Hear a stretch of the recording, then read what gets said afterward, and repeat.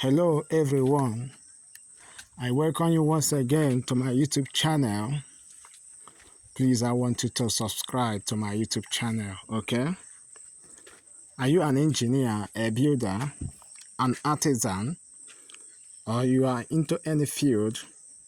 Please, I want you to subscribe, okay? I'm giving you assurance that you'll be learning new stuff here. Thank you very much. If you do that, thank you. So today, I want to give you brief description on how to construct reinforced underground circular tank. Okay, reinforced underground circular water reservoir. Okay, so initially we started by excavating the soil as you watch this video, but before we excavated the soil, the setting out has been mapped out. Okay, so this tank is being designed in such a way that it's going to hold a capacity of 150 meter cube of water. So that is it. It's a very massive tank. So this type of tank is being constructed mostly in an area where you cannot easily find the depth of aquifer. Okay, that is the depth of water inside the ground. So that is it. So I want you to watch this video. Okay, so it's been designed in such a way that the depth is 6.1 meter, the diameter is 4.9 meter, and the radius is 2.45 radius. Okay, so that is it. So before we set out this tank, we did it in a very perfect way so that it's going to be in a correct circular shape. Okay, so it's not a big deal anyway. So I want you to watch this video. The one you are seeing now is the reinforcement aspect.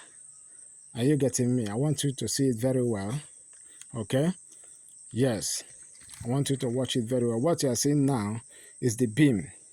Okay, this beam is being done in such a way that we have up to 3 sections of beam. Okay, starting from the ground. Yes, this is the one you watch is the third one. Then also we have center column. Okay, that reach to the slab. Are you getting me? So I'm just giving you a brief description. We have other 4 smaller columns by the sides of the tank. Do you understand me? So that is it. I want you to watch this video. Watch it very well. Okay. Then there's something I want to let you know that before we choose this circular shape, okay, we chose it because the circular shape is better than the rectangular or square shape. Okay, the circular tank is often prefers to rectangular or square tank because of stress distribution within the tank. Okay, thereby reducing minimal damage in the long run. Okay, the rectangular or square tank is not by far better than a circular tank. Do you understand me?